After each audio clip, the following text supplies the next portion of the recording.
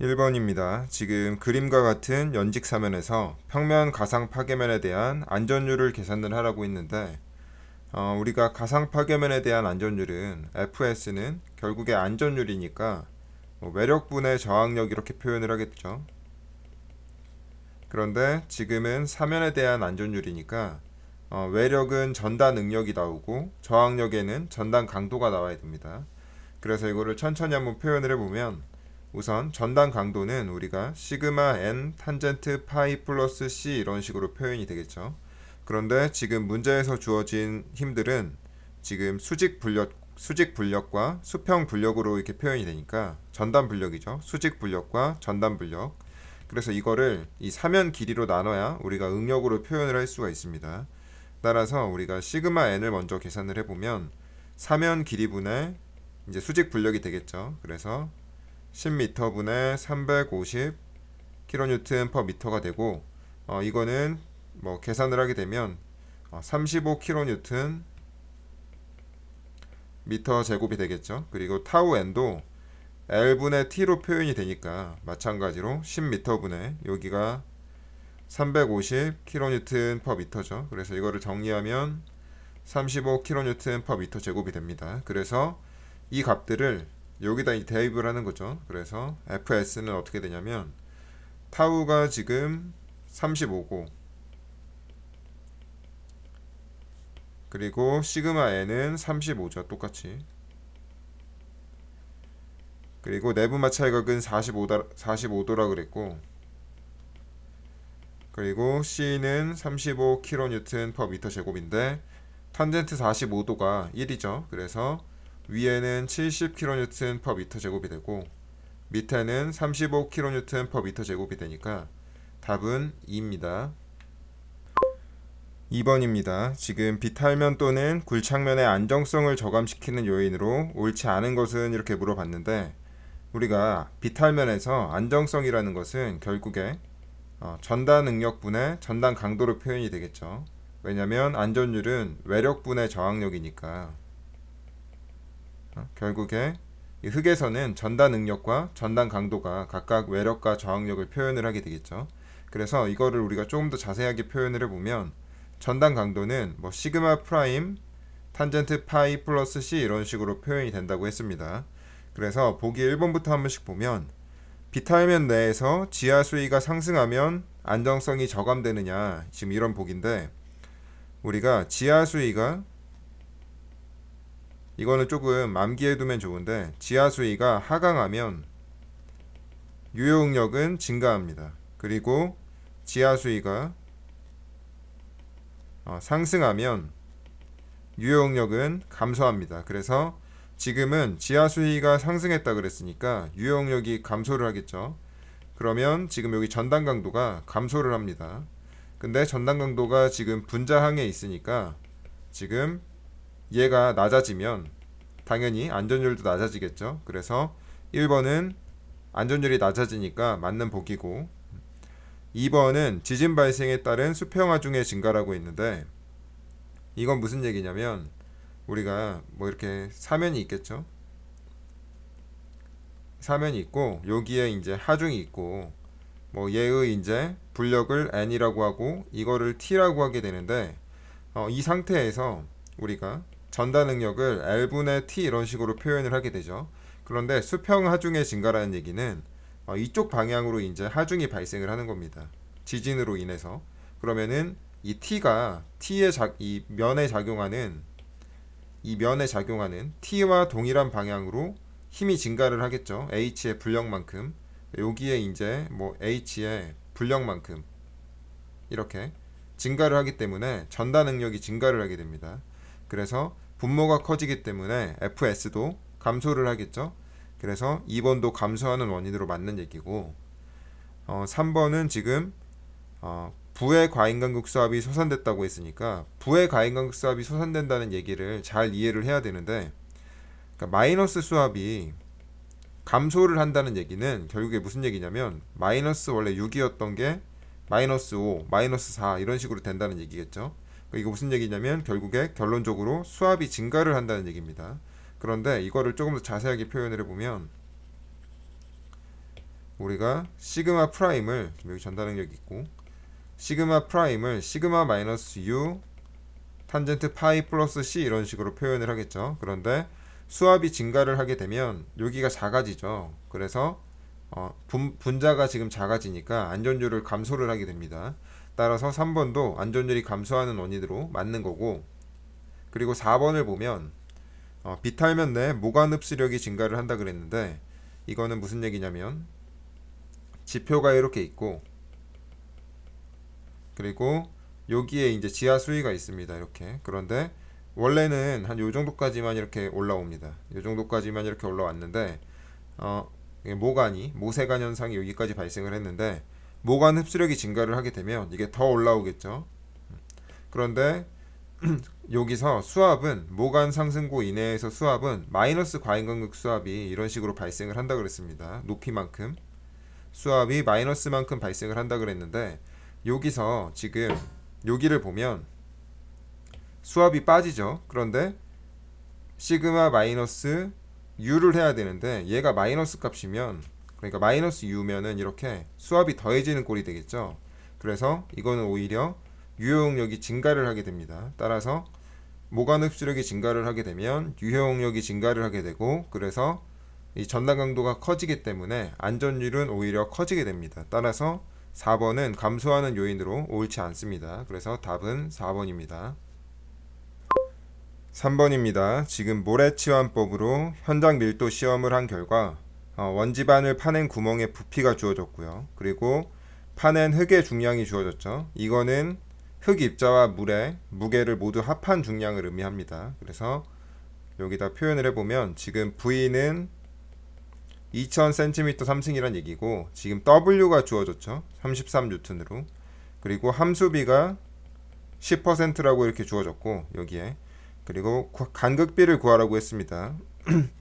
그런데 우리가 간극비라는 것은 VS분의 VV 이런 식으로 표현을 하는데 지금은 뭐 부피에 대한 값들이 주어지지가 않았죠. 그럼 다른 방법을 이용해서 계산을 해야 되는데 우리가 또 이용할 수 있는 공식이 감마 D분의 GS 감마 W 마이너스 1 이런 식이 있죠. 근데 지금 여기에 GS도 있고 그리고 감마 W도 있는데 감마 D가 없죠. 그래서 감마 D를 먼저 계산을 해야 됩니다.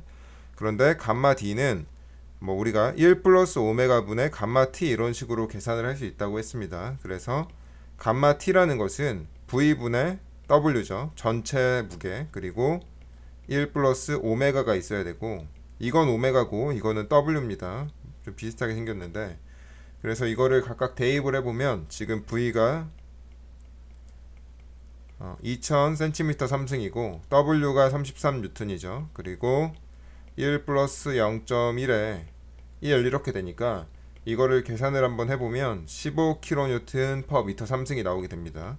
그래서 이거를 여기다 대입을 하는 거죠. 그러면 E는 15kN per m 3승이 나오고, 그리고 GS는 2.7이고 감마 W는 10kN per m 3승이고 마이너스 1 이렇게 되니까 이거를 계산을 하게 되면 0.8이 나오게 됩니다.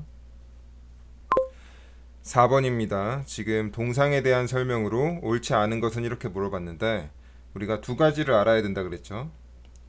동상이 있고 융해가 있습니다. 이거를 간략하게 한번 설명을 해보면 지표가 이렇게 있고 밑에 이제 지하수위가 있겠죠. 지하수위가 이렇게 있는데 우리가 동결선이라는 게 있습니다. 동결선이라는 게 뭐냐면 0도가 되는 선을 의미해요. 그래서 0도가 되는 선이 있고 땅은 밑으로 내려갈수록 따뜻하겠죠. 그래서 밑에는 영상입니다. 그리고 위에는 영하고요.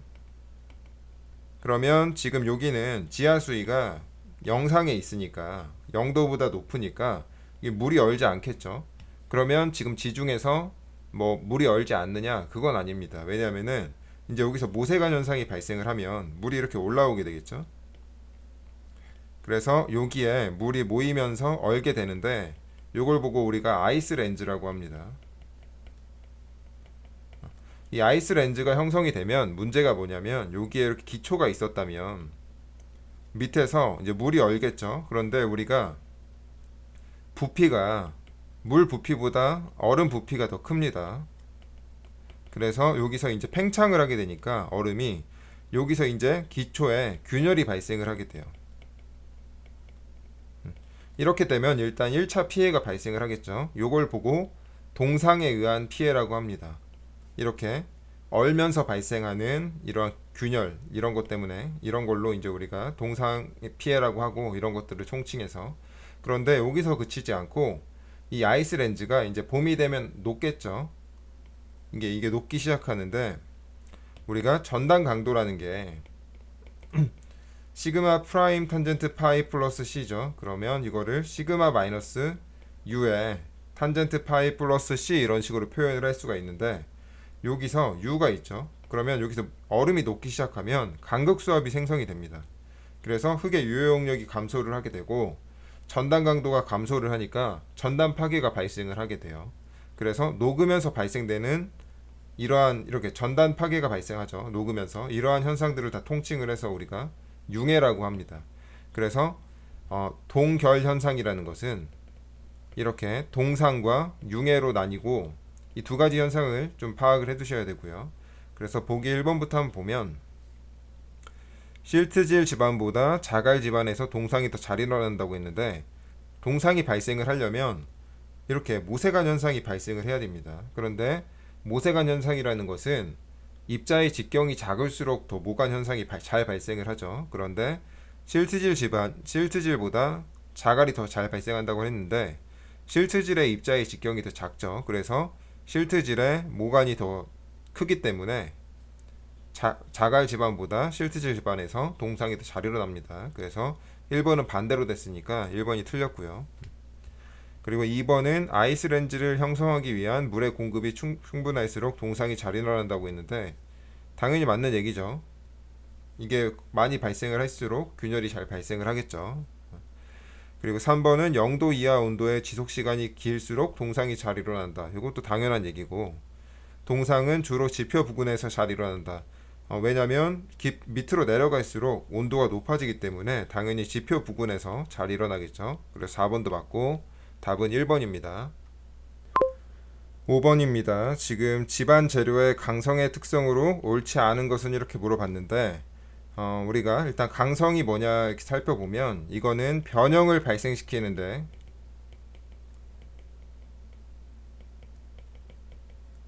필요한 힘 이런 식으로 정의를 할 수가 있습니다.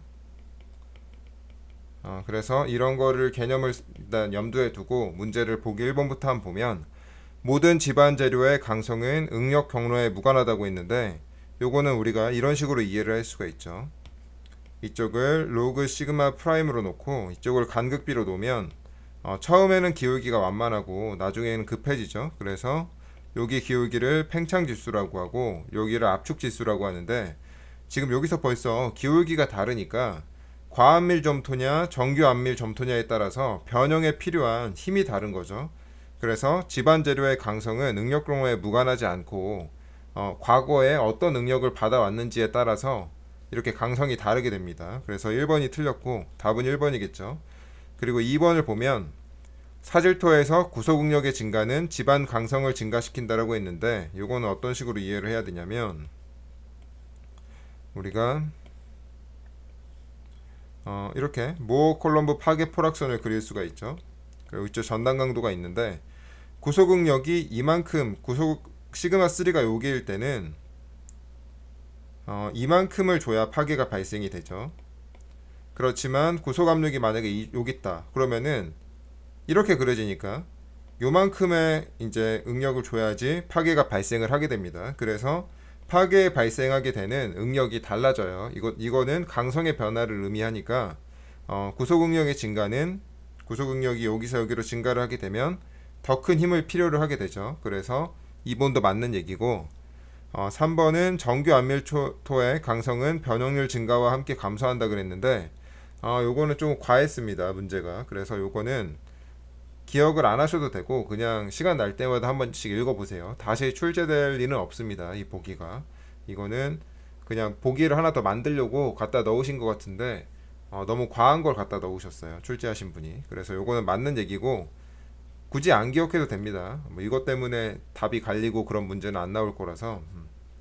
그리고 4번은 수평 퇴적 지층의 경우 대체로 퇴적 방향에 따라 강성이 달라지는 이방성 특성을 나타낸다고 했는데, 요거는 무슨 얘기냐면 수평 퇴적 지층은 이제 흙들이 이런 식으로 퇴적이 되겠죠.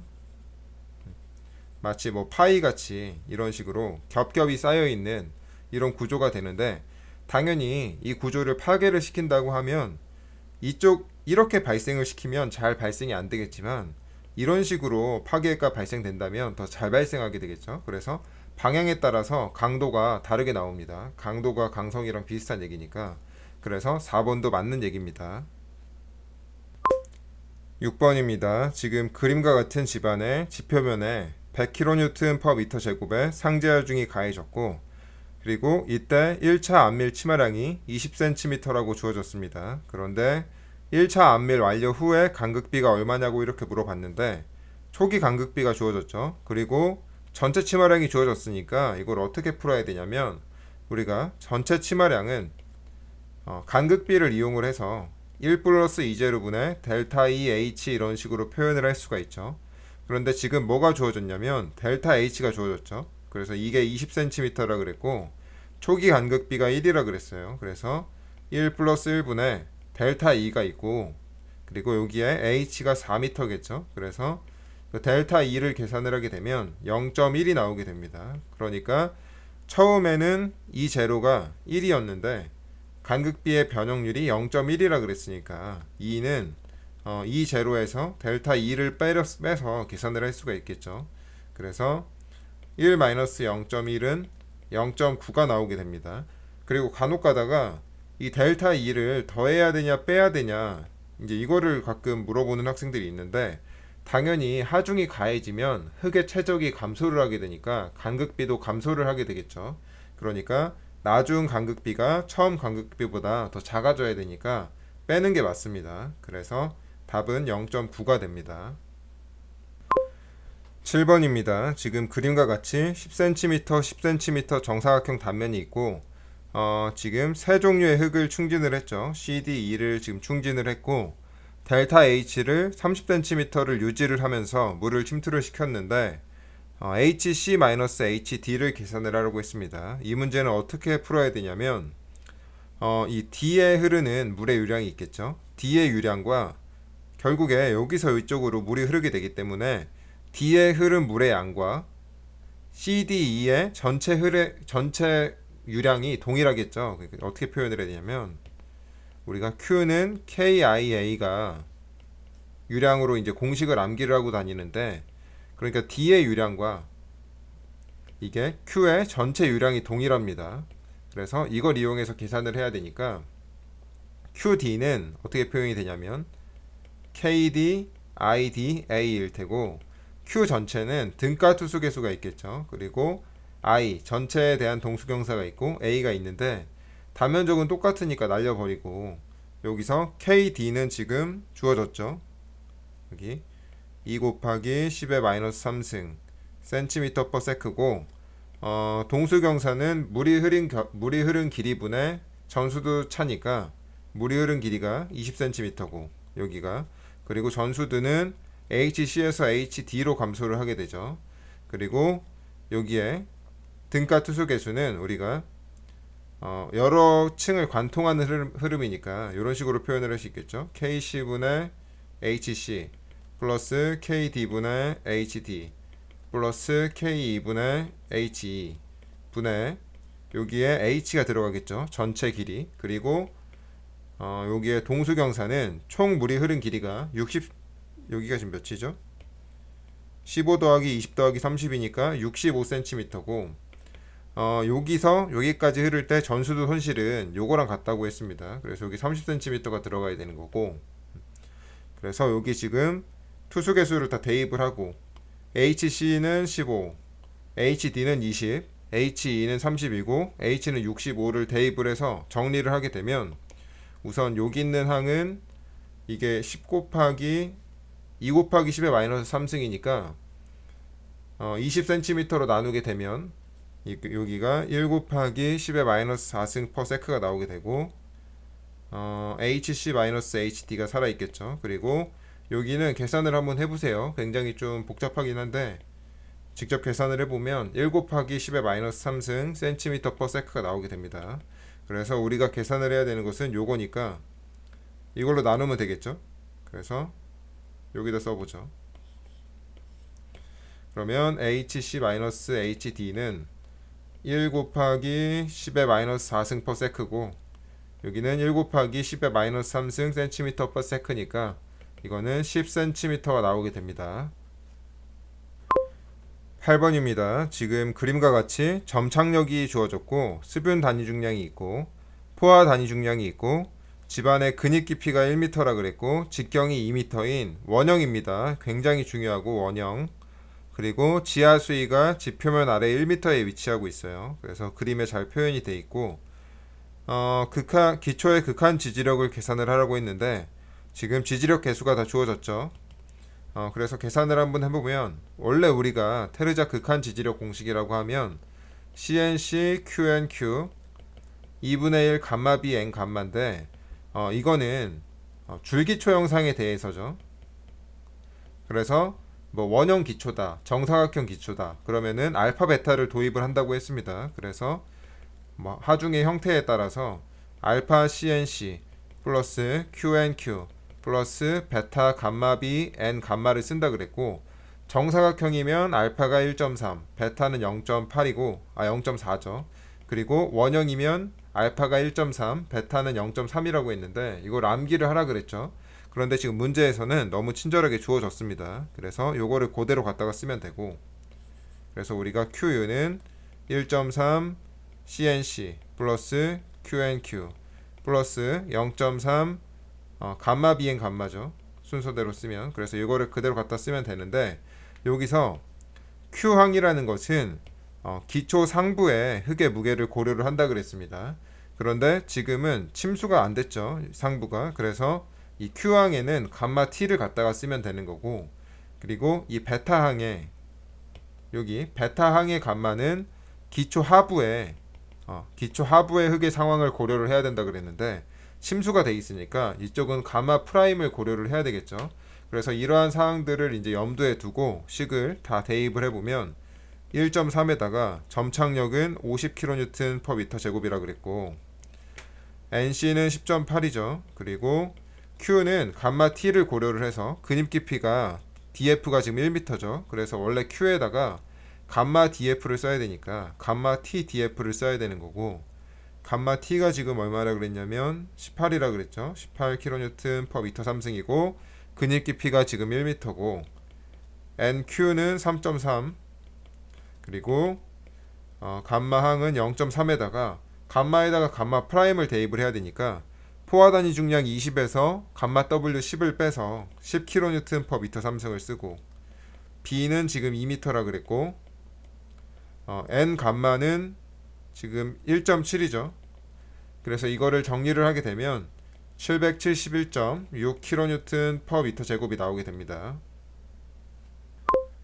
9번입니다. 지금 집안 내 응력을 평가하기 위한 방법 중 지금 부세니스크 이론에 대한 설명으로 옳은 것은 이렇게 물어봤는데 이 문제는 벌써 몇 번 풀었죠. 굉장히 많이 나오는 유형의 문제고 그래서 다시 한번 간략하게 한번 설명을 해보면 부세니스크 이론을 이용을 해서 집안의 응력 증가량을 평가를 하게 되면 뭐 연직 응력 증가량도 있고 수평 응력 증가량도 있고 전단 응력 증가량도 있겠죠. 그렇지만 이런 값들은 너무 복잡해서 계산을 할 수가 없다 그랬고 이 식은 외워야 된다 그랬죠. 그래서 이 식이 2파이r 5승분의 3pz 3승이다. 이런 거는 외워야 된다 그랬고 또 어떤 특징이 있다고 그랬냐면 일단 탄성론에 입각했다 그랬는데 탄성론에 입각했다 그랬고 그렇지만 탄성계수는 이용되지 않는다. 탄성론에 입각했다 그러면 학생들이 탄성계수를 당연히 쓸 거라고 생각을 하지만 탄성계수는 이용하지 않습니다. 그리고 또 중요했던 게 뭐냐면 포화송비는 이 수평계수, 수평응력 증가량을 계산할 때만 이용된다. 이런 특징은 알아야 된다고 했습니다. 그래서 보기 1번부터 천천히 한번 보면 탄성론에 근거하고 있으므로 맞는 얘기죠. 집안 내 깊이에 따른 응력 변화는 선형적으로 평가된다라고 했는데 벌써 이 식만 보더라도 선형이 아닙니다. 선형이라는 것은 뭐 식에 Z가 하나가 들어가야 되는데 지금 Z 3승이 들어갔으니까 1번이 틀렸죠. 그리고 2번은 지바 능력의 해는 탄성계수와 무관하다. 이거는 여러 번 강조를 했던 얘기고, 그래서 2번은 맞죠.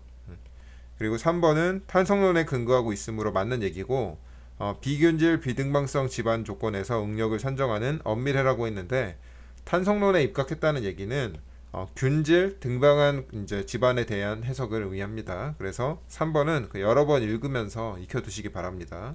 그래서 3번도 틀렸고요. 그리고 4번은 부세니스크 이론에 의한 수직 응력의 산정에는 포화성비가 사용된다고 했는데, 포화성비는 수평 응력 증가에만 사용된다고 했습니다. 그래서 4번도 틀렸고 답은 2번이 됩니다.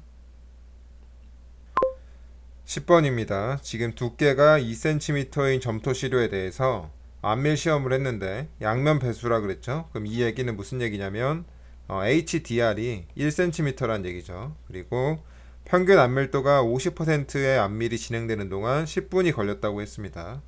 50%일 때 10분이 걸렸다. 지금 이 조건이 있고, 안밀 시험에서. 그리고 두 번째는 동일한 점토층이 자갈층 위에 두께 2m로 있는데 양면 배수 조건이죠. 그래서 HDR은 그럼 1m가 될 테고, 그리고 평균 안밀도 70%에 이르는데 걸리는 시간이 얼마냐, 이렇게 물어봤습니다. 실제 점토층. 그런데 이 두 개의 흙이 같으니까 안밀 개수는 똑같겠죠. 일단 요거를 파악을 해야 되고, 그리고 첫 번째에서 일단 이용해야 되는 게 뭐냐면, 우리가 첫 번째로 알아야 되는 게, 문제를 풀기 위해서 시간 개수라는 게 HDR 제곱분의 CVT 이런 식으로 되죠. 그래서 우리가 토질역학에서는 두 가지를 암기를 해야 된다 그랬습니다. 평균 안밀도가 50%일 때 TV가 0.197이고 90%일 때 TV가 0.848이다. 요거는 암기를 해야 된다 그랬는데, 이 문제는 조금 특이하게 50%일 때는 0.2를 쓰라 그랬고, 그리고 70%는 이거는 절대 외우는 게 아닙니다. 이거는 0.4라고 그냥 쓰라고 주어진 거예요. 그래서 요거를 이용해서 표현을 해보면, 일단 안밀 시험은 50%일 때 10분이 걸렸다 그랬으니까 지금 HDR이 1cm 제곱 쓰고 CV고, 그리고 이게 10분일 때 이게 지금 0.2라는 얘기고, 그쵸? 이게 안밀 시험이고, 점토층에서는 1m 제곱분의 CV는 동일하다 그랬고 T를 물어봤죠. 그런데 이때 우리가 70%라고 그랬으니까 TV가 0.4라는 얘기예요. 그래서 이게 0.2고 이게 0.4니까 여기다가 2배를 하면 밑에 게 되겠죠. 그래서 이거를 식으로 표현을 하게 되면 1cm에다가 CV 곱하기 10분이 있고, 여기다가 2배를 했더니 이게 된 거죠.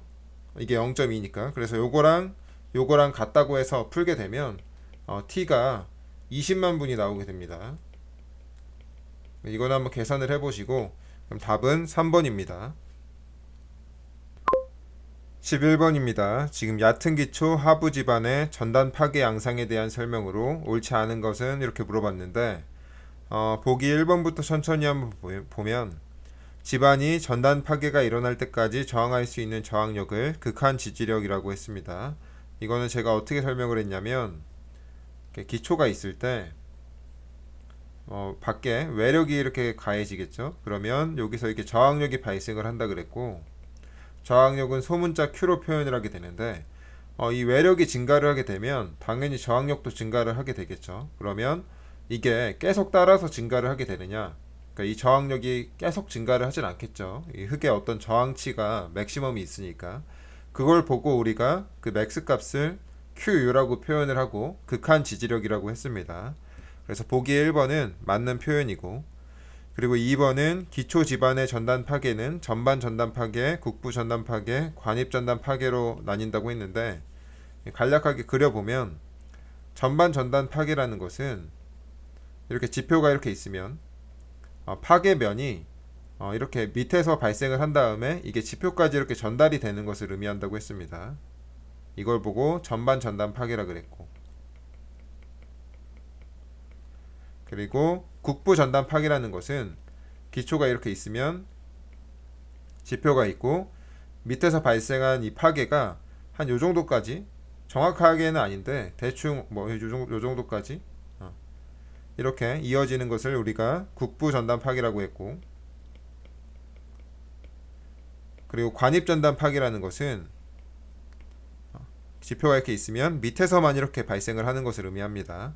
그래서 2번은 맞는 얘기고, 그리고 3번은 관입 전단 파괴는 일반적으로 조밀한 사질토 집안에서 발생하며 흙의 파괴면은 지표면까지 확산되지 않는다. 일단 요건 맞죠. 흙의 파괴면은 지표면까지 확산되지 않는다. 이거 맞는 얘기고, 조밀한 사질토 집안에서 발생을 한다 그랬는데, 요거는 제가 그림을 하나를 같이 외우더라 그랬죠. 어떤 걸 외우더라 그랬냐면,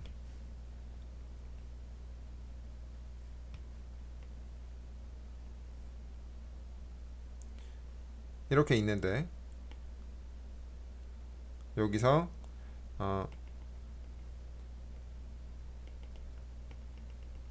이렇게 있고, 여기를 상대 밀도로 표현을 하고 이쪽을 B분의 DF로 표현을 하게 되면 이런 식으로 파괴 양상을 나눌 수 있다 그랬죠.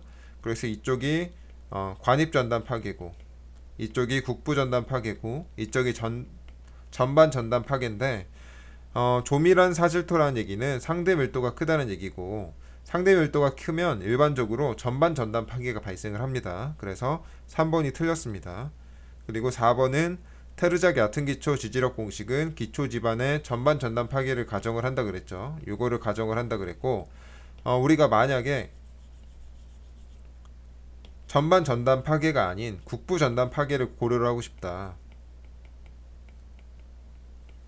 이게 무슨 얘기냐면, 테르작 극한 지지력 공식은 전반 전단 파괴를 가정을 해서 QU는 CNC 플러스 QNQ 플러스 2분의 1 감마 BN 감마를 쓰죠. 그런데 이거 말고 요거를 고려하고 싶으면 어떻게 하느냐? 그러면 점착력과 지지력 계수를 수정해서 쓴다 그랬죠. 그래서 어떤 C1을 써야 되냐? 원래 C0에 원래 점착력의 3분의 2를 고려한 거를 여기다 대입을 해야 된다는 얘기고, 그리고 NC, NQ, N 감마는 우리가 파이를 이용해서 계산을 한다 그랬죠. 그래서 원래대로라면 전반 전단 파괴에서는 파이 제로 그대로 갖다가 쓰는데, 국부 전단 파괴를 고려를 하고 싶으면 새로운 파이 1에 대해서 고려를 해야 되는 거고, 요거는 3분의 2 탄젠트 파이 제로를 이용해서 계산을 해야 된다 그랬습니다. 그러니까 파이 제로를 원래는 지지력 계수를 계산을 하는데, 파이 제로를 여기다 대입을 해서 파이 1이 나오면 요걸 이용해서 지지력 계수를 구하고 여기다 대입을 하겠다는 얘기죠. 그래서 요것도 같이 알아두셨으면 좋겠습니다. 12번입니다. 지금 토합에 대한 설명으로 옳지 않은 것은 이렇게 물어봤는데, 보기 1번부터 천천히 한번 보면, 일반적으로 과안밀 점토의 정지 토합 계수는 정규 안밀 점토의 정지 토합 계수보다 크다라고 했는데, 우리가 정규 안밀토의 정지 토합 계수는 1 마이너스 사인 파이 이런 식으로 표현을 하게 되죠. 그리고 과안밀 점토의 정지 토합 계수는 1 마이너스 사인 파이에다가 루트 OCR을 곱해서 표현을 하니까 정규 안밀 점토보다 과안밀 점토의 정지 토합 계수가 더 크겠죠. 그래서 1번은 맞는 얘기고, 2번은 옹벽의 하부에 설치하는 전단키는 주동 토합을 증가시키는 것이 주 목적이다라고 했는데, 이건 무슨 얘기냐면, 우리가 옹벽이 이렇게 생긴 옹벽이 있습니다. 콘크리트 옹벽이라고 하고 중력식 옹벽이라고 하는데, 여기에 이렇게 흙이 있으면 여기도 흙이 있겠죠. 그러면 이렇게 주동 토합이 이렇게 생성이 되겠죠. 그런데 우리가 전단키라는 것은 밑에 이런 식으로 볼록하게 콘크리트를 더 부착해서 옹벽을 생성을 하게 됩니다. 그러면 어떤 효과가 발생을 하게 되냐면, 주동 토합이 이쪽으로 밀게 되죠. 그런데 이게 생기면 여기에 수동 토합이 발생을 하게 됩니다. 이런 식으로 수동 토합이 발생을 하기 때문에 이 주동 토합에 저항을 할 수가 있습니다. 그래서 전단키의 목적은 주동 토합의 증가를 시키는 게 목적이 아니고, 이 수동 토합을 증가시켜서 이 주동 토합에 저항하기 위함입니다. 그래서 2번이 틀렸고, 3번은 콜롬보의 토합 이론은 흙과 벽체 사이의 마찰을 고려한다 그랬는데, 맞는 얘기죠. 그리고 같이 알아둬야 되는 것은 랑킨 토합은 흙과 벽체 사이의 마찰을 고려하지 않는다. 이것도 같이 알아두시고, 그래서 3번도 맞는 얘기고, 토합은 지환 변형에 따라 변한다. 이것도 맞는 얘기죠. 굉장히 중요한 얘기인데, 이렇게 옹벽이 있는데 뒤에 흙이 있겠죠. 그래서 이 옹벽이 변형이 생기지 않는다면, 이 상태 그대로 있을 때 여기서 발생되는 이 토합은 정지 토합이죠. 그렇지만 이 옹벽이 횡 구석이 작아지는 방향으로 변이가 발생을 해서 이쪽으로 발생이 됐을 때, 그때 발생되는 토합은 이제 정지 토합이 아니고 우리가 그거 보고 주동 토합이라 그러는 거고, 만약에 이제 반대로 이 여기서 횡 구석이 커지는 방향으로, 그러니까 이쪽으로 이제 옹벽이 이동이 발생을 해서 변이가 발생을 해서 여기에 발생되는 토합은 이제 KP라고 해서 수동 토합이라 그러겠죠. 그래서 토합은 항상 일정한 것이 아니고 이렇게 집안이 어떻게 변하느냐에 따라서 정지 토합, 주동 토합, 수동 토합으로 분류가 가능하다고 했습니다. 그래서 4번도 맞는 얘기입니다. 13번입니다. 지금 점착력이 주어졌고, 그리고 내부 마찰각이 주어졌죠. 그리고 모래질 흙에 대해서 구소값이 주어졌습니다. 이 배수 3축 압축 시험을 실시를 했는데, 전단 파괴 시 전단 파괴면 상에서 전단 응력을 계산을 하라고 했습니다. 이게 무슨 얘기냐면, CD 시험이라는 얘기는 과인간극수압이 발생을 하지 않았다는 얘기니까, 여기서 말하는 구소값이, 이 구소값이 시그마 3가 시그마 3 프라임과 같다는 얘기죠. 수압이 없으니까. 그래서 이게 50kPa이란 얘기고, 파괴가 발생을 했을 때 해석을 요구를 하니까, 지금 무슨 얘기를 하고 싶은 거냐면, 여기가 수직응력이 있고 전단응력이 있는데, 지금 점착력이 0이죠. 그러니까 파괴 포락선이 원점을 이렇게 지나게 될 거고, 원점을 이렇게 잘 안 그려지는데, 원점을 지나게 될 거고, 그리고 지금 구속 압력이 50인데 얘가 지금 파괴가 발생을 했을 때 해석을 의미를 한다고 했으니까 접하겠죠. 여기에 여기 접할 테고, 그리고 지금 여기가 50이란 얘기고 파이가 30이란 얘기죠. 그래서 여기 일단 시그마 1을 먼저 계산을 해보면 공식을 이용을 해야 되겠죠. 우리가 어떤 공식이 있느냐, 사인 파이는 2분의 시그마 1 더하기 시그마 3 플러스 C 코탄젠트 파이 분의 2분의 시그마 1 더 마이너스 시그마 3가 있는데, 지금은 C가 0이라 그랬으니까 요게 0이고, 이거를 정리를 하게 되면 시그마 1 더하기 시그마 3 시그마 1 마이너스 시그마 3가 되는 거고, 지금 시그마 3는 50이라 그랬고 파이는 30도라 그랬으니까 이 식은 어떻게 되냐면, 사인 30도는 시그마 1이 미지수고 시그마 3가 50, 시그마 1 마이너스 50이 되겠죠. 그러면 시그마 1이 150이 나오게 됩니다. 이게 그러면 지금 지름이 시그마 1에서 50을 빼게 되면 지름이 100이죠. 그러면 반지름은 50이 되겠죠. 그래서 여기서 이렇게 접선을 그리면 이 반지름이 이게 50이란 얘기죠. 그리고 나서 여기가 파이니까 여기는 90도죠. 그러면 여기는 얼마인가요? 여기는 90도에서 30도를 빼니까 60도가 될 테고, 전단 응력, 전단 파괴면에서 전단 응력이라고 그랬으니까 여기에 전단 응력을 의미를 하겠죠. 그래서 이 높이 값을 계산을 해야 되니까 이 높이 값은 50, 여기다가 사인 60을 하면 되겠죠. 여기가 60도니까 그러면 사인 60도가 2분의 루트 3이니까 50 곱하기 2분의 루트 3이니까 25 루트 3이 되겠네요. 그래서 답은 2번입니다. 14번입니다. 지금 그림과 같이 5m 곱하기 10m의 직사각형 기초가 있고, 지금 위에 150kN/m 제곱의 응력이 가해졌죠. 그리고 응력의 증가량을 2대1법을 이용해서 계산을 하라고 했는데, 이건 너무 많이 풀어봤죠. 이제 2대1법은. 그래서 공식을 바로 써보면 우리가 델타 시그마 프라임은 뭐 이런 식으로 표현이 된다 그랬습니다. 요거 정도는 이제 암기를 하시고, 그리고 나서 이제 각각 살펴보면 어떤 값들이 주어졌냐면, 일단 5m 지점이라 그랬고 이게 Z겠죠. 그리고 5m 곱하기 10m 기초라 그랬으니까 B는 5m고 L은 10m가 되겠죠. 그리고 Q는 150kN/m 제곱인 거고, 그래서 각각 대입을 하면 됩니다. 그래서 여기다가 대입을 하게 되면 델타 시그마 프라임은 B가 5m, Z가 5m, 그리고 L이 10m, Z가 5m, 그리고 Q가 150kN/m 제곱이고 B는 5m, L은 10m, 이렇게 해서 대입을 하게 되면, 정리를 하면 50kN per 미터 제곱이겠죠. 근데 문제에서는 뭘 구하라 그랬냐면 연직 유효 응력을 구하라고 했습니다. 그러면은 연직 유효 응력이라는 것은 일단 여기 상제 하중에 의한 유효 응력이 있겠죠. 거기다가 요거를 더해야 되겠죠. 그래서 여기서 계산해야 되는 유효 응력은 처음에 상제 하중에 대한 유효 응력과 응력의 증가량을 계산을 해야 되는 거고, 지금 계산한 건 요겁니다. 이건 어떻게 계산을 하느냐? 정수압 상태니까 여기는 지금 물에 침수가 돼 있죠. 그러니까 요거는 감마 프라임 Z 이런 식으로 계산을 해야 되니까 감마 세츄에이션이 20이고 감마 W를 빼면 감마 프라임이 10kN per 미터 3승이겠죠. 그래서 요거에다가 Z가 5m죠, 똑같이. 그래서 이것도 50이고 이것도 50이니까 50 더하기 50 해서 답은 4번이 나오게 됩니다. 15번입니다. 지금 그림과 같이 정규 안밀 점토에 대한 삼축 압축 시험을 통해서 전응력 경로와 유효응력 경로를 그렸습니다. 그리고 뭘 구하라 그랬냐면 A점에서 축차 응력과 간극 수압을 계산을 하라고 했습니다. 지금 TSP라는 것은 전응력에 대해서 그린 거고 P, Q를 표현을 한 거죠. 그리고 ESP라는 것은 유효응력에 대해서 그린 거고 P', Q'을 이제 표현을 한 거죠.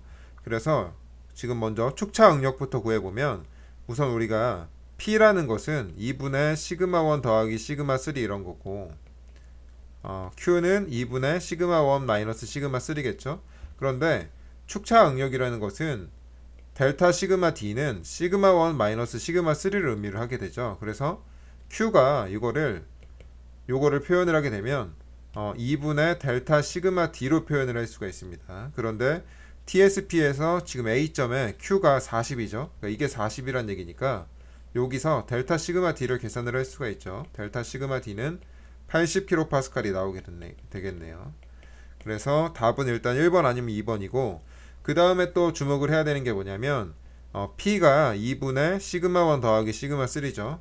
그런데 P'은 2분의 시그마1 프라임 플러스 시그마3 프라임이니까 이거는 2분의 시그마1 마이너스 U에다가 플러스 시그마3 마이너스 U 이런 식으로 표현을 할 수 있으니까 요거를 정리하게 되면 P 마이너스 U 이런 식으로 표현을 할 수가 있습니다. 그러니까 이게 무슨 얘기냐면 P'과 P는 U만큼 차이를 보이게 됩니다. 그래서 지금 A점은 P가 140이죠.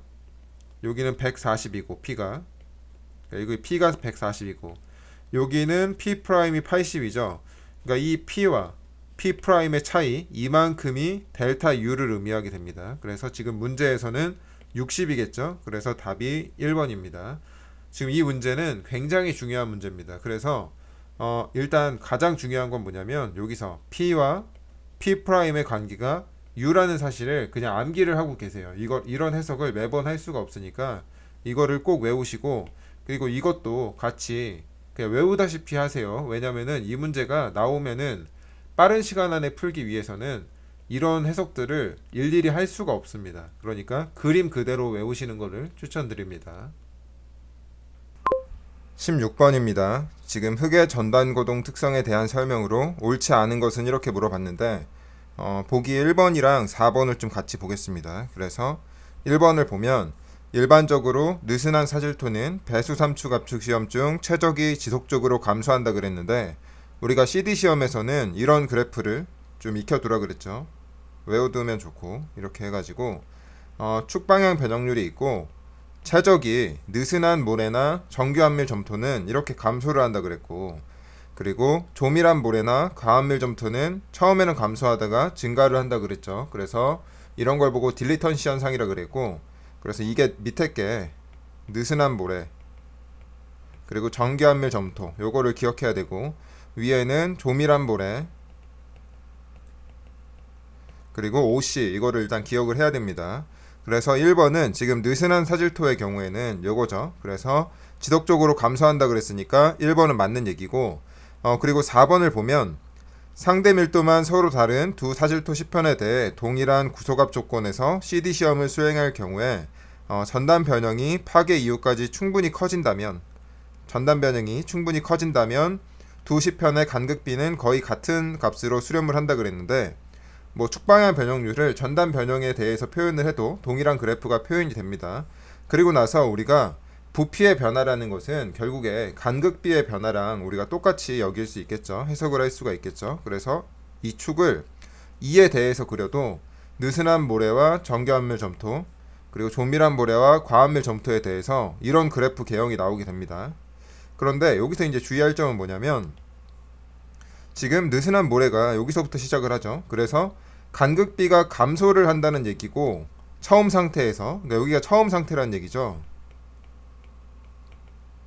그리고 조밀한 모래나 과한밀 점토는 처음 상태에서 감소하다가 증가한다는 얘기입니다. 그렇지만 이거를 정확한 스케일로 우리가 표현을 하게 된다면, 여기다가 이런 식으로 표현을 해야 될 겁니다. 이쪽을 뭐 지금 전단 변형이라 그랬으니까 전단 변형이라고 하고, 간극비로 표현을 하게 되면 느슨한 모래 같은 경우는, 느슨한 모래나 정교한밀 점토는 초기 간극비가 크겠죠. 느슨하니까. 그러면은 여기서부터 시작을 할 겁니다. 큰 지점에서. 그래서 여기서부터 이 개형을 따를 테니까 뭐 이런 식으로 표현이 됩니다. 실제 스케일을 살려서 그리게 되면. 그리고 지금 간극비가 마이너스라는 개념은 없겠죠. 그러니까 상대적으로 처음 상태부터 감소했다는 얘기니까 처음 상태부터 감소하게, 이런 식으로 실제로 표현이 될 테고, 조밀한 모래나 과한밀 점토는 조밀하니까 처음에 간극비가 작겠죠. 그래서 여기서부터 시작을 합니다. 그래서 지금 여기서부터 이 개형을 따르게 되면 뭐 이런 식으로 그려지겠죠. 이렇게. 그래서 얘네들을 실제로 스케일을 살려서 그리면 이런 식으로 어떤 값에 수렴을 하게 됩니다. 그래서 이게 굉장히 중요한데, 이걸 보고 우리가 한계 간극비라고 합니다. 굉장히 중요한 개념이고, 그래서 이 그래프를 생각을 하면서 이렇게 그릴 수도 있더라, 이러한 개념을 좀 숙지를 해야 됩니다. 그래서 4번은 지금 충분히 커지면 간극비는 거의 같은 값으로 수렴한다는 게 이 한계 간극비를 의미하는 겁니다. 그래서 4번도 맞는 얘기예요. 그리고 2번을 보면 조밀한 사실토는 CU 시험에서 간극 수압이 감소할 수 있다 그랬는데, 우리가 CU 시험에서는 또 이 그래프를 또 외우더라 그랬는데, CU 시험에서는 이제 부피가 변화하지 않고 간극비에 대해서 그린다 그랬죠. 그래서 이렇게 그릴 수 있는데, 느슨한 모래나 정교한밀 점토는 과잉간극 수압이 이렇게 플러스로 발생을 하고, 그리고 정교한밀 점토, 그리고 조밀한 모래나 과한밀 점토는 처음에는 플러스로 발생을 하다가 나중에는 마이너스 수압이 발생을 할 수 있다고 했습니다. 그래서 조밀한 모래 OC, 이 그래프들은 다 외워놓으라 그랬습니다. 책이랑 이론 강의를 한번 확인해 보시고, 그래서 여기서는 조밀한 모래는 요거죠. 요거는 간극 수압이 감소할 수 있다 그랬는데 증가하다가 감소를 하니까 맞는 얘기입니다. 그리고 3번은 CU 실험 시 과한밀 점토의 거동은 느슨한 사질토와 유사하다고 했는데, 과한밀 점토는 조밀한 모래와 거동이 유사하죠. 그래서 3번은 틀렸습니다. 17번입니다. 지금 양면 배수 조건으로 가정한 경우에 점토층의 3년 후 치마량과 최종 안밀 치마량이 이렇게 주어졌네요. 그리고 같은 집안에서 배수 조건을 일면 배수 조건으로 이렇게 변경을 시켰습니다. 그런데 예측되는 3년 후 치마량과 최종 안밀 치마량을 계산을 하라고 했는데, 일단 하나 짚고 넘어가야 되는 게 뭐냐면, 최종 안밀 치마량이 지금 50cm라고 주어졌는데, 최종 안밀 치마량은 배수 조건에 상관이 없습니다. 그래서 이게 양면 배수에서 일면 배수로 바뀌었지만 최종 안밀 치마량은 동일하게 50cm가 될 거고요. 일단 요거를 먼저 확인을 하셔야 되고, 그 다음에 여기서 뭐가 주어졌냐면, 3년 후 치마량이 45cm라고 했으니까 3년 후의 안밀도는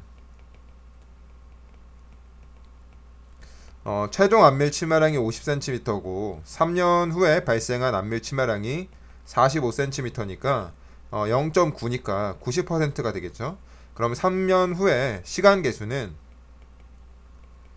이게 90%니까 T90이 0.8이죠. 그래서 시간 계수 TV는 0.8이 됩니다. 그런데 시간 계수는 우리가 뭐 HDR 제곱분의 CVT 이런 식으로 표현을 하게 되죠. 그런데 이게 3년 후라 그랬으니까 지금 이게 뭐 3년 이렇게 들어갔겠죠. 그런데 지금 이 상황에서 뭘 하라 그랬냐면 양면 배수 조건을 일면 배수 조건으로 가정을 하라고 했습니다. 그럼 이게 어떻게 되냐면 양면 배수에서 일면 배수로 바뀌게 되면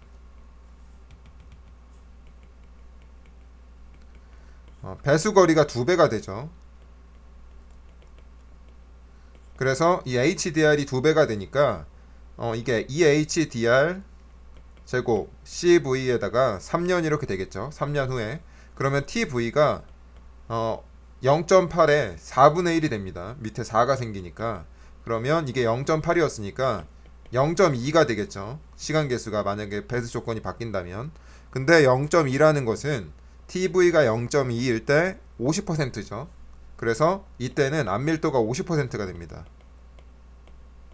3년 후에 배수 조건이 일면 배수에서 그러면 안밀도가 50%고 최종 안밀 치마량이 50cm니까 50cm의 절반인 25cm가 발생을 하겠죠. 그래서 답은 4번입니다. 18번입니다. 그림과 같이 수평으로 뒤체험한 T형 옹벽에서 활동에 대한 안전율을 물어봤는데 활동이라는 것은 수평 이동을 의미를 하게 되죠. 그래서 안전율을 표현을 하게 되면 안전율이라는 것은 외력분의 저항력 이런 식으로 표현을 하는데 그러면 외력 수평력, 수평 외력분의 수평 저항력 이런 식으로 표현을 할 수가 있겠죠. 그런데 여기서 이 옹벽에서 수평 외력이라는 것은 주동토합을 의미를 합니다. 그래서 주동토합이 뭐 이런 식으로 있겠죠. 이렇게 삼각형으로 있을 테고 우리가 이제 이 삼각형에 대한 합력은 바로 계산을 할 수가 있겠죠. PA는 2분의 1 KA 감마 H 제곱 이런 식으로 표현이 되니까 우선 KA를 계산을 해야겠네요. 지금 내부마 찰각이 30도니까 KA는 1 플러스 사인 파이분의 1 마이너스 사인 파이가 되고 파이에다가 30도를 대입을 하면 2분의 1이니까 이게 3분의 1이 나오겠죠. 그래서 이거를 여기다 대입을 해야 되는 거고 그러면 PA는 2분의 1에 3분의 1에 감마가 흙의 무게가 지금 20이죠. 그래서 20kN per 미터 3승이고 사면의 높이가 지금 6m네요. 그래서 이거를 정리를 하게 되면 120kN per 미터가 나오게 됩니다. 그래서 이 값이 여기 들어가야 되는 거고 그리고 여기서 이제 수평 저항력이라는 게 뭐냐면 여기 밑에서 이 옹벽과 흙 사이에서 전단 저항이 생기게 되겠죠. 그래서 전단 저항이라는 것은 시그마 n 탄젠트 파이 플러스 c 이런 식으로 될 텐데 일단 수평 외력을 보면 단위가 킬로뉴튼 퍼 미터 이런 식으로 나오게 되죠. 그런데 여기 전단 강도는 킬로뉴튼 퍼 미터 제곱 이런 식으로 표현이 되니까 여기서 이거를 우리가 단위 길이당 힘으로 바꿔야 됩니다. 단위를. 그럼 어떻게 표현을 하게 되냐면 F는 타우 F에다가 여기에 이제 폭을 곱해야 되겠죠. 그래서 타우 FP 이런 식으로 표현이 될 테고 그러면 시그마 탄젠트 파이 플러스 C에다가 B가 이렇게 되겠죠. 그런데 지금 흙의 점착력은 0이라 그랬으니까 요건 0이고 그러면 시그마 NB 탄젠트 파이가 되는데 시그마 NB는 여기에 작용하는 이 수직력의 총합이니까 우리가 N으로 표현을 할 수가 있을 겁니다. 수직력입니다. 이건 수직 응력이고 그래서 여기서 N은 문제에서 주어졌죠. 문제에서 여기 옹벽 무게 뒤체움 흙의 무게와 옹벽 무게의 합이 400kN per 미터라 그랬으니까 이게 400kN per 미터라는 얘기고 지금 여기서 또 기초 저면과 흙의 마찰각과 흙의 내부 마찰각이 주어졌는데 여기서 이제 실수하기 좋은 게 여기다가 탄젠트 30을 쓰시면 안 됩니다. 왜냐면 지금 우리가 계산하고 있는 마찰력은 이 옹벽과 흙 사이의 마찰력이죠. 그래서 기초 저면과 흙의 마찰각을 이용을 해야 돼요. 그래서 여기다가 탄젠트 30이 아니라 탄젠트 31도를 대입을 해야 됩니다. 그러면 문제에서 탄젠트 31도가 지금 0.6이라 그랬죠. 그래서 여기다가 0.6을 대입을 하게 되면 이게 지금 240kN per 미터가 나오겠죠. 그래서 이거를 여기다 대입을 해야 됩니다. 여기다가 그러면 분모는 120이고 분자는 240이니까 안전율은 2가 나오겠네요. 19번입니다. 지금 그림과 같은 옹벽에 작용하는 단위폭당 전체 주동 토합을 계산을 하라고 했는데 천천히 구하면 어렵지 않은 문제입니다. 그래서 이 문제를 풀 때는 축을 두 개를 잡으셔야 돼요. 그래서 이쪽을 Z1이라고 잡고 이쪽을 Z2라고 잡아서 표현을 하게 됩니다. 그래서 위의 층에 대해서 먼저 해석을 한번 해보면 지금 KA1이 그냥 주어졌죠. 친절하게 주어졌고 우리가 주동토합은 0에서 Z1이 지금 5m까지 가죠. 그래서 이 영역에 대해서 그러니까 위층에 대해서 해석을 하겠다는 얘기고 시그마 A는 우리가 뭐 KA 감마 Z 이런 식으로 쓸 수 있겠죠. KA1 감마 1Z겠죠. 엄밀히 표현을 하게 되면. 그리고 여기는 뭐 지금 별도로 점착력이 안 주어졌으니까 C는 0이라는 얘기일 겁니다. 말이 없으니까. 그래서 이거를 차근차근 대입을 해보면 3분의 1에다가 감마 T가 18kN per m 3승이고 그리고 Z가 있죠.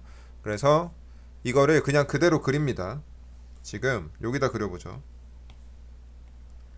이렇게 있는데 지금 절반 5m까지 지금 Z가 0일 때는 0이고 Z1이죠. 그리고 Z가 5일 때는 3분의 1에다가 18에다가 5니까 30이겠죠. 그래서 이렇게 여기서 여기까지가 이렇게 그려질 테고 지금 이렇게 있는 거죠. 그리고 여기가 지금 30kN per m 제곱인 거고 그리고 또 밑에를 또 해석을 따로 해야 됩니다. 밑에는 이제 0에서 Z2가 5m일 때 밑에에 대해서 해석을 하겠다는 얘기죠. 그래서 또 똑같이 식을 씁니다. 그런데 이제 주의를 해야 되는 게 뭐냐면 여기서는 KA2 감마 Z 이런 식으로 표현을 하면 안 되죠. 왜냐면 이 위에 있는 흙의 무게가 아래 상제하중으로 작용을 한다 그랬죠. 그럼 어떤 식으로 표현을 해야 되느냐? KA2에다가 또 여기서 해석을 또 주의를 해야 되는데 감마 2 Z 플러스 Q 그러니까 위에 거를 상제하중으로 이렇게 하면 되는데 또 이거를 주의를 해야 되죠. 감마 2를 지금 여기가 물에 침수됐기 때문에 침수 단위 중량을 이용을 해야 됩니다. 그래서 어떤 식으로 표현을 하냐면 정확히 표현을 하게 되면 감마 2 프라임 Z가 있어야 되고 위에 이제 상제 하중은 18kN per m 3승 곱하기 5m만큼이니까 90kN per m 제곱이 이렇게 들어오는 거겠죠. 그래서 이거를 정확하게 표현을 하게 되면 KA2가 지금 5분의 1이고 여기는 지금 감마 세츄에이션이 20이라 그랬으니까 감마 W를 빼면 감마 프라임이 10이겠죠. 그래서 10kN per m 3승이 있고 Z가 있고 엄밀히 말하면 Z2죠. 그리고 이게 90kN per m 제곱이 있습니다. 그래서 여기다가 이제 대입을 합니다. Z2가 0일 때는 5분의 1 곱하기 90이니까 18이죠. 그래서 여기서부터 시작을 하는 거고 그리고 Z2에다가 5m를 넣어서 정리를 하게 되면 28이 나오니까 여기는 18kN per m 제곱인 거고 이게 28까지 가야 되겠죠. 한 요 정도까지 가면 지금 이렇게 있는 거죠. 이거를 직접 그리면서 해석을 해야 됩니다. 이렇게 있는 거고 또 뭘 고려를 해야 되냐면 지금 우리가 감마 프라임에 대해서 그러니까 흙에 대해서만 지금 해석을 했으니까 물은 또 별도로 옆에다 그려야 됩니다. 물은 정수압으로 있겠죠. 지금 여기에 대해서 정수압으로 감마 WZ니까 이게 지금 10이고 Z가 5m니까 밑에서 50이겠죠. 이런 식으로 그래서 수압은 여기에 50kN per m 제곱이 있겠죠.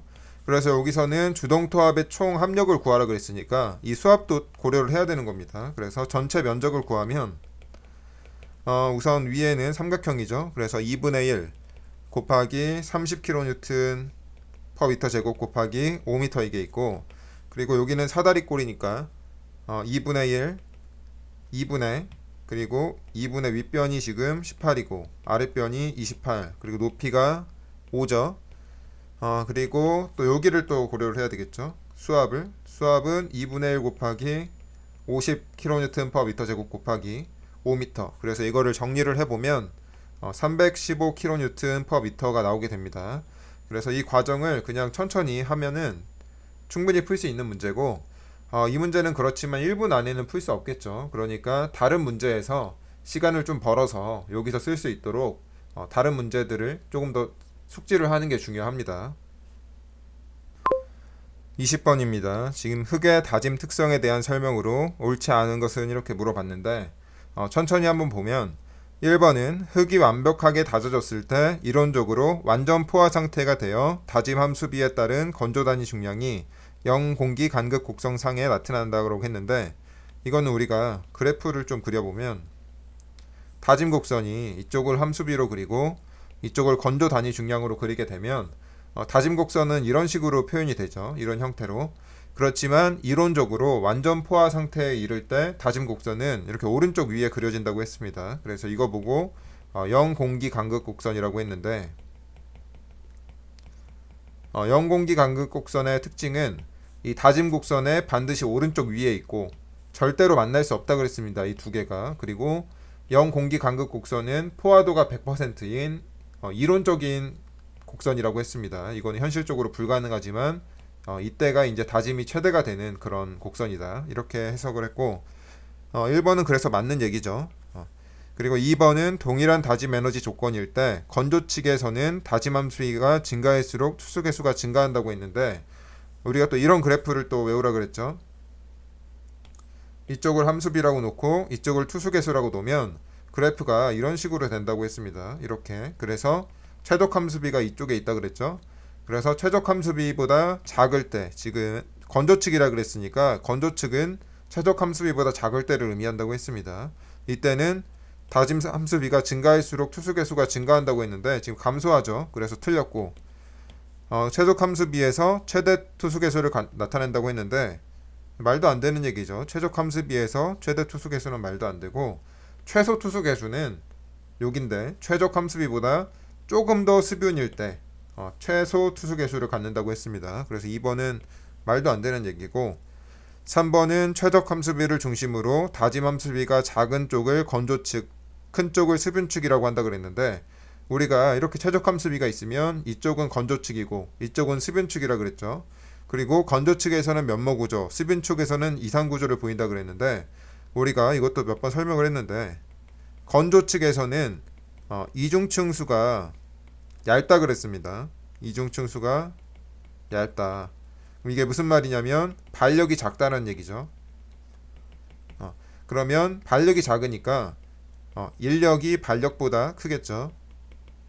그래서 건조 측에서는 면모 구조가 형성이 된다 그랬습니다. 그리고 이상 구조에서는 마찬가지로 이상 구조는 물이 충분하니까, 이상 구조가 아니고 수변 축에서는, 여기 수변 축에서는 이중층수가 두껍겠죠. 물이 충분하니까. 그래서 반력이 강하다 그랬고, 이건 무슨 얘기냐면 반력이 인력보다 크다는 얘기고, 그러면 이산 구조가 형성이 된다는 얘기겠죠. 그래서 3번은 맞습니다. 그리고 4번은 일반적으로 다짐 에너지가 클수록 최적 함수비는 감소하고 최대 건조 단위 중량은 증가한다고 했는데, 우리가 이렇게 원래 다짐 곡선이 여기 있다가 좌상향으로 이동하는 경우가 있다고 했습니다. 언제 이동한다 했냐면 다짐 에너지가 증가할 경우, 그리고 입도 분포가 양호할수록, 그리고 조립분이 증가할수록 좌상향으로 이동한다 그랬는데, 지금은 다짐 에너지가 증가한다 그랬죠. 그러니까 원래 여기 있던 그래프가 이쪽으로 이동을 하니까 최적 함수비는 감소하고 최대 건조 단위 중량은 증가를 하겠죠. 좌상향이니까. 그래서 4번도 맞는 보기입니다.